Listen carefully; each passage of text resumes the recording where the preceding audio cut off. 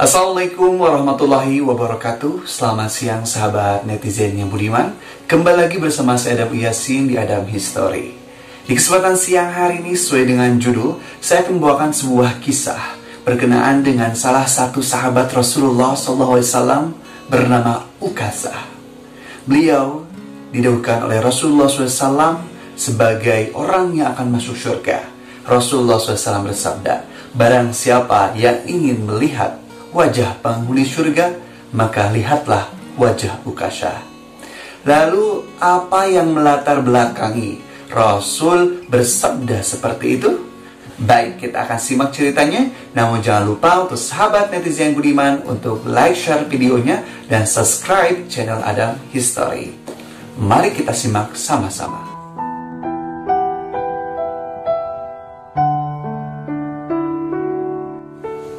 Pada saat itu Rasulullah SAW dalam keadaan sakit. Beliau merasakan sakit di sekujur tubuhnya.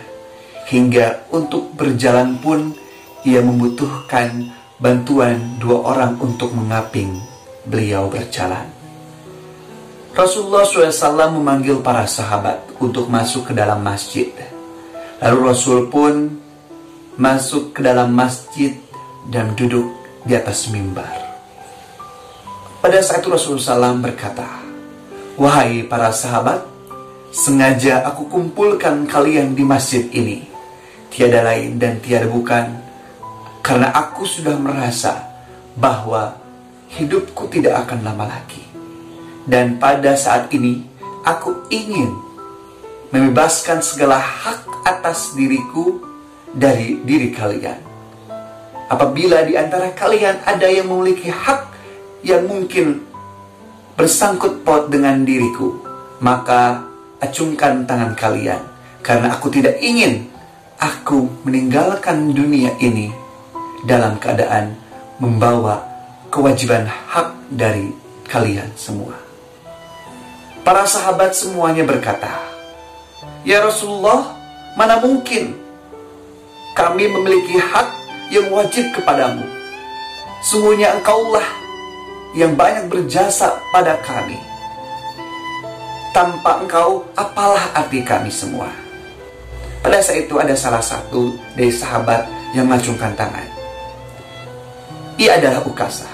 Ya Rasulullah, aku memiliki hak yang wajib atas dirimu.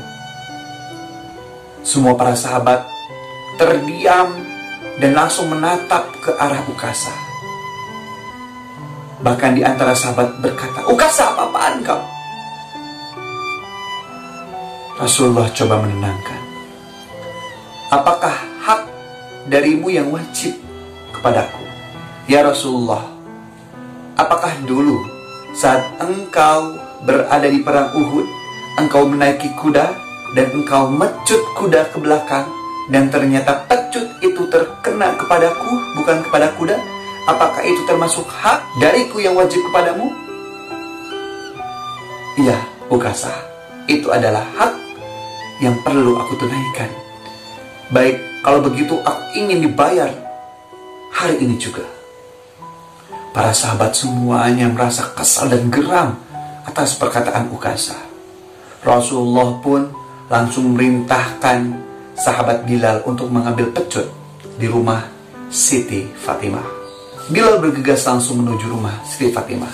Siti Fatimah yang sedang berada di rumah terheran-heran mengapa Rasulullah meminta pecut. Lalu Bilal pun memberitahukan Siti Fatimah bahwa Rasulullah SAW akan membayar hak atas Ukasah, dan Ukasah akan memukul Rasulullah dengan pecut seperti beliau pernah memecut Ukasah pada waktu perang Uhud. Pada saat itu Siti Fatimah merasa sedih. Apa-apaan ini? Bilang pada Ukasah, lebih baik pukul aku saja. Aku adalah putri darinya. Kalau dia ingin memukul Rasulullah, maka pukullah aku. Bilal menjawab, wahai Fatimah, ini adalah hak dari keduanya. Kita tidak bisa mencampuri urusan keduanya. Bilal pun bergegas mengambil pecut itu dan langsung masuk ke dalam masjid kembali. Ukasah sudah mengambil pecut dan siap memukul Rasulullah SAW. Lalu Ukasah mencoba untuk mendekati Rasul ke mimbar. Dan pada saat itu berdirilah Abu Bakar Siddiq menghalangi Ukasah. Wahai Ukasah, kalau kau ingin memukul Rasul, pukullah aku. Aku adalah sahabat yang pertama kali membenarkannya. Kalau kau ingin memukul Rasul, pukullah aku. Aku adalah sahabatnya dalam suka dan duka. Pada saat itu Rasulullah berkata, wahai Abu Bakar, duduklah, ini urusan aku bersama Ukasah. Ukasah pun terus berjalan hingga Umar bin Khattab menghalangi langkah Ukasah. Wahai Ukasah, aku adalah Umar bin Khattab. Sebelum aku Islam, aku sangat membenci ketika mendengar Muhammad. Bahkan aku ingin menyakitinya. Tetapi setelah aku masuk Islam, aku begitu cinta terhadap Nabi Muhammad SAW, dan tidak akan aku biarkan seorang pun yang akan menyakitinya.